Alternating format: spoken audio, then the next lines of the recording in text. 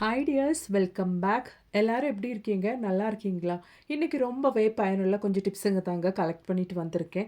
எல்லாரும் வீடியோ ஒன்று ஃபுல்லாக ஸ்கிப் பண்ணாமல் பாருங்கள். நம்ம அன்றாட வாழ்க்கையில் நமக்கு ரொம்பவே சுலபமாக செய்யக்கூடிய கொஞ்சம் டிப்ஸுங்க தான். வீடியோ பிடிச்சிருந்தா மறக்காமல் ஒன்று லைக் பண்ணுங்கள் ஃப்ரெண்ட்ஸ். அது போலவே உங்கள் ஃப்ரெண்ட்ஸ் அண்ட் ஃபேமிலி கூட ஷேர் பண்ணுங்கள். அப்போ நமக்கு டைம் வேஸ்ட் பண்ணாமல் நேராக வீடியோக்குள்ளே போயிடலாம். அப்போ நமக்கு நம்மளோடது முதல் டிப் ஒன்று பார்த்துடலாங்க. அதுக்காக வேண்டிட்டு உப்பு ஜாடி தான் எடுத்திருக்கேன். இந்த உப்பு ஜாடியில் நம்ம உப்பெல்லாம் போட்டு ரொம்ப நாள் யூஸ் பண்ணும்போது ஈரப்பதம் எல்லாம் வருங்க. அந்த மாதிரி உப்பில் ஈரப்பதம்லாம் இல்லாமல் இருக்கிறதுக்காக வேண்டிட்டு நமக்கு செய்யக்கூடிய ஒரு அருமையான டிப்பு தான் நம்ம பார்க்க போகிறோம். அதுக்காக வேண்டிட்டு இந்த மாதிரி ஒரு பீஸ் ஆஃப் ஒயிட் துணி தாங்க நான் எடுத்திருக்கேன். ஒரு சின்ன வெள்ளை துணி எடுத்திருக்கேன். அதில் நான் கொஞ்சம் அரிசி போட போகிறேங்க. இந்த மாதிரி நீங்கள் கொஞ்சம் அரிசி எடுத்துக்கோங்க. எந்த அரிசியாக இருந்தாலும் பரவாயில்ல. அதுக்கப்புறமேட்டு நம்ம இந்த மாதிரி நல்லா ஒன்று கட்டி விட்டுடலாங்க. இந்த மாதிரி ரப்பர் பேண்ட் போட்டு நல்லா டைட்டாக அந்த அரிசி வெளியில் வராத அளவுக்கு நீங்கள் நல்லா டைட்டாக போட்டு விட்டுக்கோங்க. அதுக்கப்புறமேட்டு நம்ம இந்த கிழியை இந்த அரிசி மூட்டையை சின்ன அரிசி மூட்டையை நம்ம இந்த உப்புக்குள்ளே போட்டு விட்டுடலாங்க. இந்த மாதிரி நம்ம பண்ணும்போது நமக்கு எவ்வளோ காலம் ஆனாலும் நம்ம உப்பில் தண்ணி படாதுங்க, ஈரப்பதம் இருக்கவே இருக்காதுங்க. கண்டிப்பாக நீங்கள் ட்ரை பண்ணுங்கள். உப்புக்கு மேலே இந்த மாதிரி நீங்கள் வச்சு விட்டுக்கோங்க. சைட் பகுதியில் வச்சு விட்டுக்கோங்க. ஈரப்பதம் ஆகவே ஆகாதுங்க. கண்டிப்பாக ட்ரை பண்ணி பாருங்கள். அப்போ இனி நமக்கு நம்மளோடது அடுத்த டிப் ஒன்று பார்த்துடலாங்க. நம்ம சாதாரணமாக சாதம்லாம் வடிக்கிற டைமில் அந்த சாதம் பொங்கி வெளியில் நிறைய வருங்க. குக்கர்லையாக இருந்தாலும் நம்ம இந்த மாதிரி பாத்திரத்தில் சாதம் வடித்தாலே எப்போவுமே சாதம் வைக்கும்போது இந்த மாதிரி நிறைய அந்த கஞ்சி தண்ணி வெளியில் வந்துகிட்டே இருக்குங்க. அந்த மாதிரி இல்லாமல் இருக்கிறதுக்காக வேண்டிட்டு நீங்கள் சாதம் கொதிக்கிற டைமில் ஒரு டீஸ்பூன் அதுக்குள்ளே போட்டு விட்டுக்கோங்க. அந்த மாதிரி நீங்கள் டீஸ்பூன் சாதம் கொதிக்கிற டைமில் போட்டுட்டிங்கன்னா அந்த கஞ்சி தண்ணி கொதித்து வெளியில் வரவே வராதுங்க. கரெக்டாக நீட்டாக கேஸ் ஸ்டவ்ல எல்லாம் ஆகாமல் நமக்கு நீட்டாக சாதம் வடிச்சு எடுத்துடலாம். கண்டிப்பாக இந்த ஒரு டிப்பு நீங்கள் சாதம் வைக்கும்போது ட்ரை பண்ணி பாருங்கள்.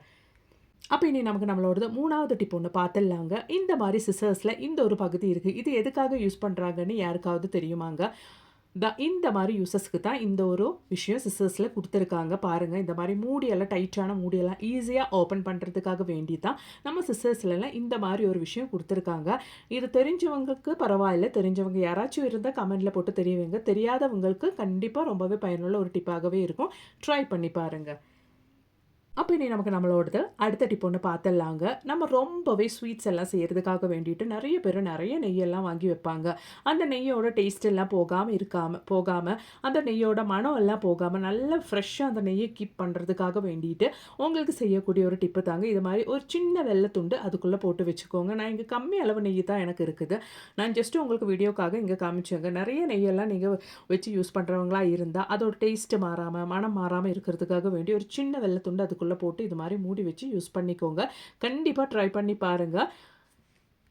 அப்போ இனி நமக்கு நம்மளோடது அடுத்த டிப் ஒன்று பார்த்துடலாங்க. இந்த மாதிரி நம்ம வீட்டிலே செய்கிற கோகனட் ஆயிலாக இருந்தால் அதை நம்ம இந்த மாதிரி நம்ம பாத்திரத்துலலாம் போட்டு ரொம்ப நாள் யூஸ் பண்ணுற மாதிரி இருந்தால் அது சீக்கிரமே கெட்டு போகிறதுக்கான சான்சஸ் இருக்குங்க.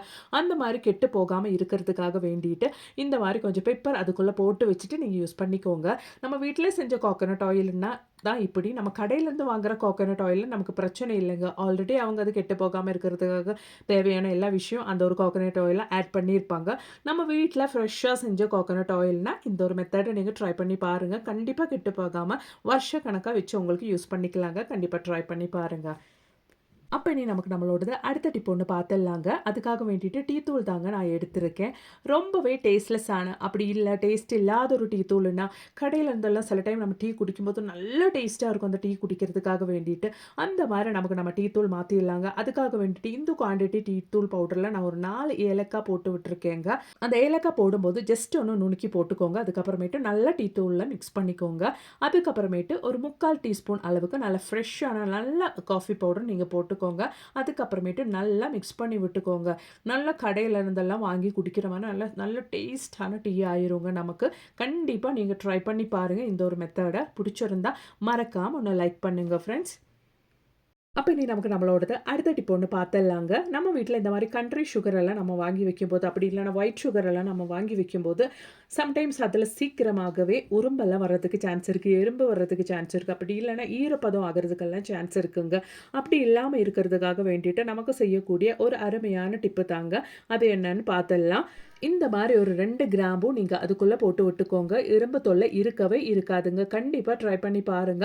புடிச்சிருந்தா மறக்காம ஒண்ணு லைக் பண்ணுங்க ஃப்ரெண்ட்ஸ். நெறைய பேருக்கு இந்த மாரி நாட்டு சர்க்கரை அப்படி இல்லன்னா கண்ட்ரி சுகர பத்தி தெரியவே தெரியாது. நம்ம காலையில டீ குடிக்கும்போது அப்படி இல்லன்னா டீ குடிக்கிறவங்க நெறைய பேரு 5 டீ அப்படி இல்லன்னா 4 டீ எல்லாம் ஒரு நாள் குடிப்பாங்க. அந்த மாரி இருக்கிறவங்க இந்த மாரி நாட்டு சர்க்கரை அப்படி இல்லன்னா கண்ட்ரி சுகர் ஆட் பண்ணி நீங்க டீ குடிச்சிட்டீங்கன்னா, அந்த அவ்ளோ கேலோரிஸ் நமக்கு நம்ம உடம்புல ஆட் ஆகாதுங்க. அது மூலமாகவே நெறைய டீ நம்ம வெள்ள சர்க்கரை போட்டு குடிச்சிட்டோம்னா நமக்கு வெயிட் போட்டுரும். டயட்ல இருக்கிறவங்களுக்கு கண்டிப்பா இருக்கிற ஒரு பிரச்சனை தான். டீயில சுகர் போட்டு அதாவது வெள்ள சர்க்கரை போட்டு குடிச்சிட்டோம்னா, வெயிட் போடுறது அப்படின்றது. இதுக்கு மேல அந்த பிரச்சனையே இல்லங்க. நீங்க டீ குடிக்கும்போது இந்த மாரி நாட்டு சர்க்கரை போட்டு டீ குடிச்சு பாருங்க. அந்த பிரச்சனையே வராது. கண்டிப்பா ட்ரை பண்ணி பாருங்க. அப்ப இன்னைக்கு நமக்கு நம்மளோடது அடுத்த டிப் ஒண்ணு பார்த்துடலாங்க. அதுக்காக வேண்டி நம்ம குழந்தைங்களோடது இந்த மாரி யூஸ் இல்லாத நோட் புக்ல இருந்து ஒரு பேப்பர் தான் நான் எடுத்திருக்கேன். அது இந்த மாரி பர்ப்பஸ்க்கெல்லாம் நம்ம யூஸ் பண்ணிக்கலாங்க. இந்த மாரி நான் ஃபோல்ட் பண்ணி எடுத்திருக்கேன். அதுக்கப்புறமேட்டு நான் இந்த மாரி அதுக்கு மேல ஒண்ணு கட் பண்ணி குடுத்துருக்கேங்க. அதுக்கப்புறமேட்டு இத வச்சு நாம என்ன பண்ண போறோம்னு பார்த்துடலாங்க. இந்த மாரி நம்ம ஹோல்ஸ் ஒண்ணு ரெடி பண்ணதுக்கு அப்புறமேட்டு நம்ம வீட்ல நம்ம குக் பண்றதுக்கு முன்னாடி பிரத்யேகமா ரைஸ் குக் பண்ணும்போது, தால் குக் பண்ற டைம்லலாம் இந்த மாரி நீங்க போட்டு விட்டுட்டீங்கன்னா, விசில் வர டைம்ல அந்த தால் எல்லாம் விசில் வர டைம்ல ஒழுகி கீழ வரும். அது மாரி ரைஸா இருந்தாலும் அது குக் ஆகுற டைம்ல கொதிச்சு கீழ வரும். அந்த மாரி பிரச்சனைலாம் இல்லாம இந்த பேப்பர் அதெல்லாம் இழுத்துக்குங்க. கண்டிப்பா இதுக்கு மேல குழந்தைங்களோட இந்த மாதிரி யூஸ் இல்லாத பேப்பர்ஸ் எல்லாம் இந்த மாரி பர்ப்பஸ்க்கு நீங்க ஒண்ணும் யூஸ் பண்ணி பாருங்க. ரொம்பவே பயனுள்ள ஒரு டிப்பாகவே இருக்கும். ட்ரை பண்ணி பாருங்க. அப்ப நமக்கு நம்மளோடது அடுத்த டிப் ஒண்ணு பார்த்துடலாங்க. அதுக்காக வேண்டிட்டு நான் இந்த மாரி ஒரு பவுல்ல ஒரு 1/4 லிட்டர் அளவுக்கு தண்ணி எடுத்திருக்கேங்க. அதுல 1 டேபிள் ஸ்பூன் அளவுக்கு லைசோல் தாங்க ஊத்துறேன். அதுக்கப்புறமேட்டு நாம இந்த ஒரு சொல்யூஷன் நம்ம நல்லா ஒண்ணு கொதிக்க வச்சு எடுத்துடலாம். லைசோல் நல்ல விலைங்க. நம்ம இந்த மாரி பண்ணிட்டோம்னா, நமக்கு 1 மாசத்துக்கு தேவையான லைசோல் நம்ம 1 டேபிள் ஸ்பூன் லைசோல்லே நம்ம ரெடி பண்ணிக்கலாங்க. அது எப்படின்னு பார்த்துடலாம். பாருங்க இந்த மாரி நான் தண்ணீல 1 டேபிள் ஸ்பூன் அளவு லைசோல் ஊத்துனதுக்கு அப்புறமேட்டு 1 டீஸ்பூன் அளவுக்கு உப்பு போடுறேங்க. அதுக்கப்புறமேட்டு இந்த ஒரு தண்ணி நம்ம நல்லா கொதிக்க வச்சு எடுத்துடலாங்க. பாருங்க நல்லா நான் கொதிக்க வச்சு எடுத்திருக்கேன். அந்த கொதி வர அந்த டைம்ல நம்ம ஃப்ளேம் ஆஃப் பண்ணதுக்கு அப்புறமேட்டு அதில நம்ம கொஞ்சம் வினெகர் கூட ஆட் பண்ணிறலாங்க. நல்ல ஒரு கிளீனிங் சொல்யூஷன் தான் நம்ம ரெடி பண்றோம். ஒரு 1 டேபிள் ஸ்பூன் அளவு லைசோல் யூஸ் பண்ணி 1 மாசத்துக்கு தேவையான லைசோல் கிளீனிங் சொல்யூஷன் தான் நம்ம இங்க ரெடி பண்றோம். பாருங்க 1 டேபிள் ஸ்பூன் அளவுக்கு வினெகர் கூட நான் ஊத்திட்டேன். அதுக்கப்புறமேட்டு நம்ம ஃப்ளேம் ஆஃப் பண்ணிறலாம். நல்லா ஆறுனதுக்கு அப்புறமேட்டு இது எப்படி நம்ம யூஸ் பண்ணலான்றது கூட நம்ம பார்த்துடலாங்க. நம்ம ரெடி பண்ண இந்த ஒரு சொல்யூஷன் பாருங்க நம்ம எப்படி யூஸ் பண்ணலான்னு பார்த்துடலாம். நம்ம டீ வைக்கிற டைம்ல பாருங்க டீக்கு நல்லா அந்த பால் டீ கொதிச்சு அந்த கேஸ் ஸ்டவ்ல அதாவது பர்னர் ஸ்டாண்ட்லலாம் ஆயிருச்சுங்க. அப்ப நம்ம அத எப்படி ஈஸியா கிளீன் பண்ணலாம். அதுவும் நம்ம இந்த சொல்யூஷன் வச்சுன்னு பார்த்தோம்னா பாருங்க நான் அந்த சொல்யூஷன் நல்லா இந்த மாரி அந்த டீ கொட்டுன இடத்துலலாம் ஊத்திட்டேங்க. நம்ம பர்னர்ல தண்ணி படாம இருக்கிறதுக்காக வேண்டிட்டு, நான் இத மாரி கொட்டாங்குச்சி வச்சு அத ஒண்ணு கவர் பண்ணி எடுத்திருக்கேன். பாருங்க, இந்த மாரி நம்ம நல்லா ஒண்ணு வைப் பண்ணி எடுத்துட்டோம்னா, அந்த சொல்யூஷன் ஊத்திட்டு, நம்ம இந்த மாரி அந்த டீ கரை மேல வைப் பண்ணி எடுத்துட்டோம்னா, நல்லா கிளீனாகவே வருங்க. ஜஸ்ட் 1 டேபிள் ஸ்பூன் அளவுக்கு லைசோல் யூஸ் பண்ணி, நம்ம 1 மாசத்துக்கு தேவையான ஒரு கிளீனிங் சொல்யூஷன் தான் நம்ம இங்க ரெடி பண்ணியிருக்கோம். அதுவும் நமக்கு ரொம்பவே பயனுள்ள ஒரு கிளீனிங் சொல்யூஷன். இந்த மாரி நமக்கு கேஸ் ஸ்டவ் மட்டும் இல்லங்க, கவுண்டர் டாப்பு, கிச்சன் சிங்க்கு அது மாதிரி வீடு துடைக்கிற பர்ப்பஸுக்கெல்லாம் நம்ம இந்த ஒரு சொல்யூஷன் யூஸ் பண்ணிக்கலாங்க. கண்டிப்பா நீங்களும் ட்ரை பண்ணி பாருங்க.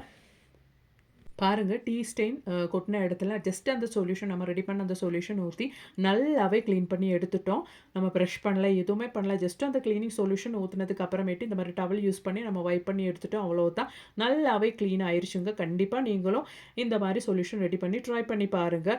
இப்ப பாருங்க வீடு துடைக்கிற தண்ணியிலே நான் இந்த மாரி 2 டேபிள் ஸ்பூன் அளவுக்கு நம்ம ரெடி பண்ணி வச்ச அந்த ஒரு லைசோல் சொல்யூஷன் நான் ஊத்தியிருக்கேங்க. அவ்வளவுதான். நல்லா அந்த ஒரு நொரை வருது பார்த்தீங்களா? இதுக்கு மேல நமக்கு வீடு ஒண்ணு தொடச்சு எடுத்துடலாங்க. இந்த மாரி இந்த ஒரு தண்ணீல நம்ம வீடு தொடச்சு எடுக்கும்போது, குழந்தைங்களலாம் இருக்கிற வீடு நல்லாவே ஹைஜீனிக்கா இருக்கும். நல்ல மணமாவே இருக்குங்க. எறும்பு தொல்ல, அது மாதிரி எட்டுக்காலி தொல்லையெல்லாம் உங்களுக்கு இருக்கவே இருக்காதுங்க. வெறும் 1 டேபிள் ஸ்பூன் லைசோல் யூஸ் பண்ணி நமக்கு 1 மாசத்துக்கு தேவையான கிளீனிங் சொல்யூஷன் ரெடி பண்ணிறலாங்க. கண்டிப்பா நீங்களும் ட்ரை பண்ணி பாருங்க. இந்த ஒரு வீடியோ உங்களுக்கு ரொம்பவே பயனுள்ளதாக இருந்துச்சுன்னு தோணுச்சுன்னா, மறக்காம உங்க ஃப்ரெண்ட்ஸ் அண்ட் ஃபேமிலி கூட ஷேர் பண்ணி சப்போர்ட் பண்ணுங்க. அது மாரியே மறக்காம ஒண்ணு லைக் கூட பண்ணி சப்போர்ட் பண்ணுங்க ஃப்ரெண்ட்ஸ். நல்ல நல்ல வீடியோஸ் நான் என் சேனல்ல ஆட் பண்ணியிருக்கேன். அது கூட கொஞ்சம் பாருங்க. தேங்க்ஸ் ஃபார் வாட்சிங்.